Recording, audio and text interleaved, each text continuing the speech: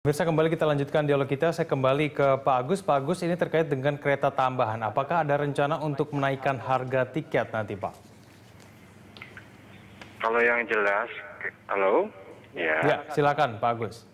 Kalau tiket kan jelasnya ada batas atas, batas bawah dan batas atas ya.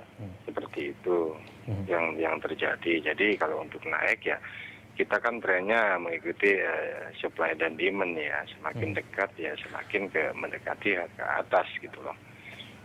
Seperti itu yang terjadi. Tapi itu untuk khusus ke komersial ya. Tapi kalau untuk kereta api non komersial atau subsidi ya sama harganya, tidak ada batas atas batas bawah gitu. Seperti itu. Ini yang berarti dikenakan ini kelas eksekutif nih Pak ya, yang dikenai batas atas gitu ya? Iya, batas atas termasuk bisnis ya. Oke. Ini berapa persen Pak jumlahnya penaikan harga ini? Batas atas apakah sudah bisa kita ketahui? Kalau untuk misalnya, ya sebenarnya gini, kalau untuk katakanlah kita ambil contoh aja ya, Taksaka ya, tujuan Jogja ya. Nah itu batas bawahnya itu 280, batas atasnya itu 305 itu. Seperti itu yang ada. Kalau untuk persentase, karena masing-masing perjalanan kan berbeda, yang ke Surabaya dan sebagainya, seperti itu. Oke, Pak Agus, ini kemudian mengingat kereta ini pasti akan penuh. Apakah PT KAI juga sudah menyiapkan pelayanan yang lebih baik dibandingkan dengan tahun-tahun sebelumnya?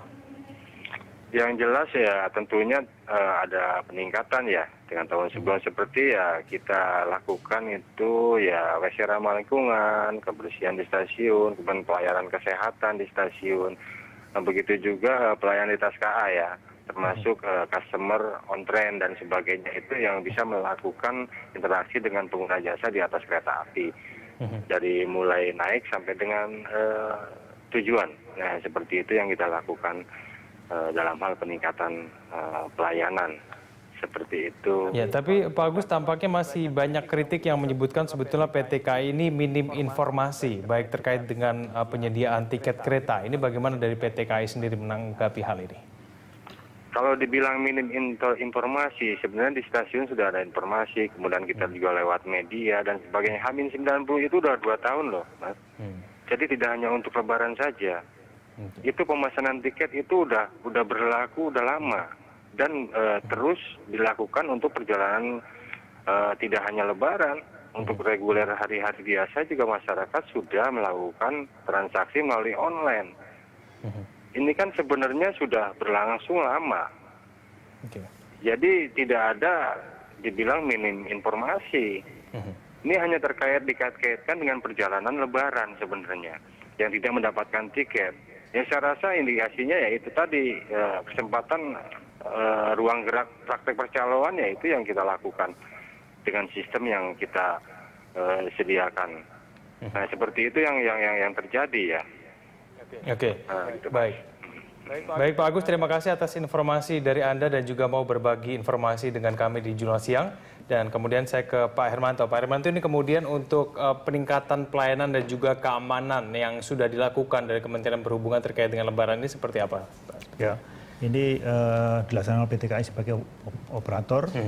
Kemudian juga kami memfasilitasi kalau misalnya ada kaitan dengan kepolisian dan sebagainya. Ini sudah berjalan seperti biasa. Dan pada prinsipnya di tempat-tempat yang penting, terutama stasiun-stasiun yang padat, ini sudah nanti akan dialokasikan banyak anggota kepolisian ataupun petugas-petugas yang terkait untuk menghindari terjadinya hal-hal yang tidak mungkin. Tapi ada jaminan Pak, kira-kira ini semua bisa dapat tiket itu bagaimana? Nah kalau jaminan tidak mungkin lah, karena ini demand supply saja.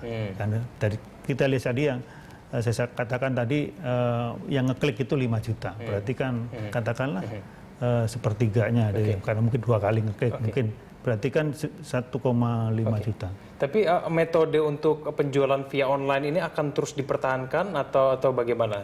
Ya ini adalah kebijakan PT KAI dan rencana malah tanggal 15 Agustus nanti sudah tidak ada lagi di loket, semua sudah online. Dan tujuannya adalah tadi selain untuk memudahkan masyarakat, juga untuk menghindari calo. Jadi sudah nggak perlu antri di stasiun, tapi antri di dekat rumah masing-masing.